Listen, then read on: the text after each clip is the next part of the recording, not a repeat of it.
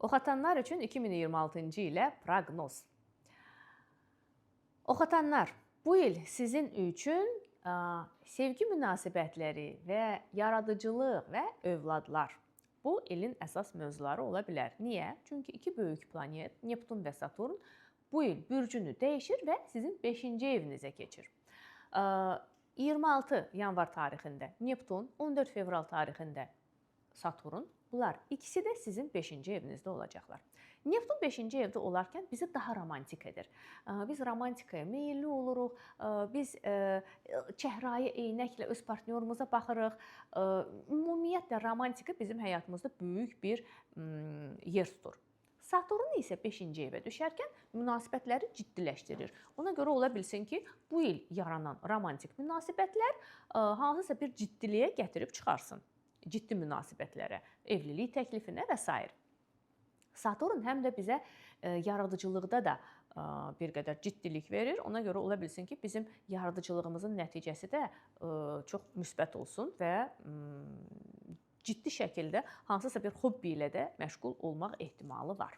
17 fevral tarixində Günəş tutulması, 3 mart tarixində isə Ay tutulması baş verəcək və Günəş tutulması sizin 3-cü evinizdə, Ay tutulması 10-cu evinizdə olacaq. Bu tutulmalar arasında olan period tutulma dəhlizi adlanır və bu dəhliz ərzində biz müəyyən karmik dərslər alırıq kainatdan. Kimsə cəza ala bilər, kimsə hədiyyə ala bilər. Bu artıq baxır siz həyatı necə yaşayırsınız. Bu dövr ərzində siz karyera, iş mövzusunda sınaqına çəkilə bilərsiniz və ya çevrəniz mövzusunda və ya yeni məlumatlar mövzusunda. Ola bilsin ki, siz məsələn yeni işə də düzələ bilərsiniz, karyera qura bilərsiniz, karyeranızda yüksəliş əldə edə bilərsiniz və ya əksinə iş yerinizi itirə bilərsiniz və ya işdə hansısa bir problemlər də yaşaya bilərsiniz. İlin ilk retro Merkurisi təşrif buyurur və sizin 4-cü evinizdə baş tutacaq. Ona görə əgər siz indiyə kimi məsələn ev almaq istəmirsinizsə, almamısınızsa, sonraya saxlamısınızsa və ya təmir eləmək istəmirsiniz, etməmisiniz, sonraya saxlamısınız, belə şeylər olubsa, onda yaxşı olar ki, siz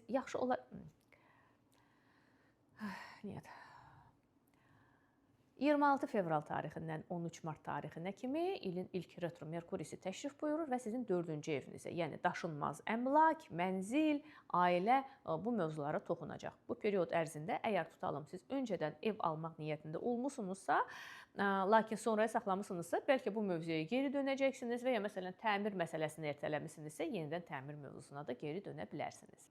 26 aprel tarixində Uran retro hərəkətdən çıxıb düz hərəkətə davam edir və sizin 7-ci evinizə toxunacaq. Bu nə deməkdir? 7-ci evdən keçən Uran bizim həyatımızda münasibətlərdə, bu partnyorluq münasibətlərinə aiddir, həyat yoldaşı ilə də ola bilər olsun və məsələn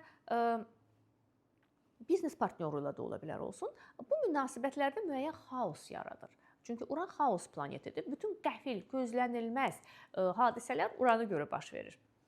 Və ola bilsin ki, siz hansısa bir münasibətləri qəfil bitirəsiniz və yeni münasibətlərə başlayasınız. Yəni, bax, bu münasibətlər, partnyorluq mövzusu növbəti 7 il ərzində, amma birinci il təsiri daha güclü olur, sizin həyatınızda ciddi transformasiya yaşayacaq. Yupiter, uğur və şans planeti 10 iyuna kimi sizin 8-ci evinizdədir. 10 iyundan sonra keçir sizin 9-cu evinizə. Və bu o deməkdir ki, 10 iyuna kimi sizin şans sahəniz pul sahəsidir. Yaxşı pul qazana bilərsiniz. Sizə oradan-buradan çoxlu pul gələ bilər həyatınıza.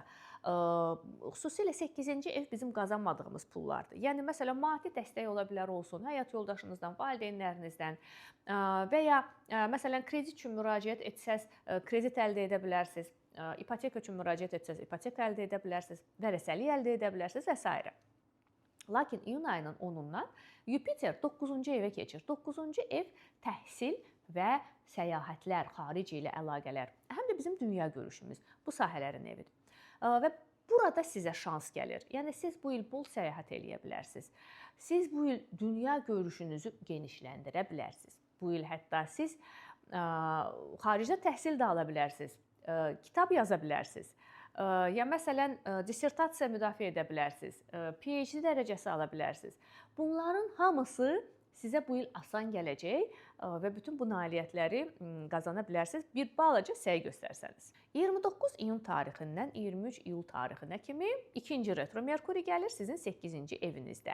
Və ola bilsin ki, əgər sizin kiməsə borcunuz varsa, borcu gəlib istəyəcəklər və ya sizə kimsə borcludursa, gəlib dönüb o borcu qaytara bilər. Ümumiyyətlə, bax bu hansısa keçmişdə qalmış pul mövzuları geri dönə bilər. Retro Merkuri həmişə nəyəsə geri dönüşü də göstərir. 27 iyul tarixində karmik düyünlər bürclərini dəyişir və indiyə kimi sizin 10-cu, 4-cü evlərinizdə idisə, il yarım ərzində, yəni 2025-ci il və 2026-cı ilin birinci yarısı ərzində. 27 iyuldan keçir sizin 3-cü, 9-cu evlərinizə. Və əgər indiyə kimi siz iş və ailə arasında balans saxlamalı idinizsə, bunu öyrənməli idinizsə, indi növbəti il yarım ərzində siz öyrətmən və öyrənci halları arasında balans saxlamalı öyrənməlisiniz. Yəni, eyni zamanda həm yeni biliklər öyrənməlisiniz də, yəni tələbə rolunda oynamalısınız və eyni zamanda da əksinə bir ekspert rolunda da olmalısınız. Özünüzü bir mütəxəssis kimi göstərməyi də bacarmalısınız. Həddindən artıq heç bir tərəfə yönəlmək lazım deyil. Bəzən insanlar deyirlər ki, yox, mən ekspertəm, mən heç bir yeni biliyimə ehtiyacım yoxdur və ya deyirlər ki, yox, mən heç bir şey bacarmıram, mən yalnız hələ ki oxumalıyam. Hər iki belə bir yanaşma yanlışdır bu il. Siz bu iki anlayış arasında balans saxlamalı öyrənməlisiniz. Avqust ayında həmçinin yenə də tutulma baş verəcək. 12 avqust günəş tutulması, 28 avqust ay tutulması və bu tutulmalar arasında olan dəhliz yenə də bizə müəyyən karmik hansısa dərslər verəcək. Bu dəfə siz 9-cu və 4-cü evlər mövzusunda sınağa çəkilə bilərsiniz.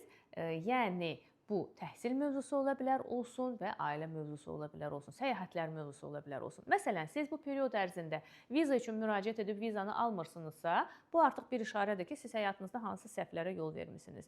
Və ya evdə, ailədə hansısa konfliktlər yaranırsa, bu yenə də eyni bir göstəricidir. Amma əksinə, viza alırsınızsa, səyahətə yollanırsınızsa, ailədə hansısa xoş hadisələr baş verirsə, bu o deməkdir ki, siz hər bir şeyi doğru edirsiniz. Daha bir karmik göstərici də Lilithdir. O da sentyabrın 14-ü öz bürcünü dəyişir. Sentyabrın 14-ünə kimi Lilith sizin bürcünüzdədir. Sentyabrın 14-ündən sonra keçir sizin ikinci evinizə. Və sentyabrın 14-ünə kimi sizin həyatınızda sınaqlar çox ola bilər. Yəni, siz elə bil ki, hardansa, belə deyək də, həyat sizi hansısa mənfi yola çəkməyə çalışacaq. Pis yola çəkməyə çalışacaq. Buna varmayın. Lilithin dalıyca heç vaxt getməyin. Lilith bizi həmişə uçuruma aparır. Ona görə siz əgər bütün bu hallardan çıxa bilsəz, möhkəm olsaz, onda çox gözəl nəticələr də əldə edə bilərsiniz. Sentyabrdan sonra isə Lilith keçir sizin ikinci evinizə və sizi pul mövzularında sınağa çəkəcək. Çalışın, hansısa bir, məsələn, qeyri-qanuni yolla pul qazanmaq falan, belə şeyləri etməyəsiniz. Və bu ilin son iki astroloji hadisələri də yenə də retrolardır, retro Merkuri və retro Venera. İlin sonuncu retro Merkurisi sizin 12-ci evinizdən keçəcək, retro Venera isə 12-ci və 11-ci evlərinizdən keçəcək. Bu da o deməkdir ki, siz bir qədər özünüzə qapana bilərsiniz, hamıdan uzaqlaşmaq istəyib, biraz həyatınızı yenidən dərk etmək, həyatınız barədə düşünmək istəyə bilərsiniz. Retro Venera isə sizi daha da, məsələn, şəxsi münasibətlərdə özünüzü yenidən dərk etmək və münasibətlərdən nə istəyirəm, nəyə nail olmaq istəyirəm, nə əldə etmək istəyirəm, nə verə bilərəm öz partnyoruma. Bu barədə düşünməyə vadar edəcək. Bax belə, bu da sizin 2026-cı ilə olan proqnozunuz, əziz oxatanlar.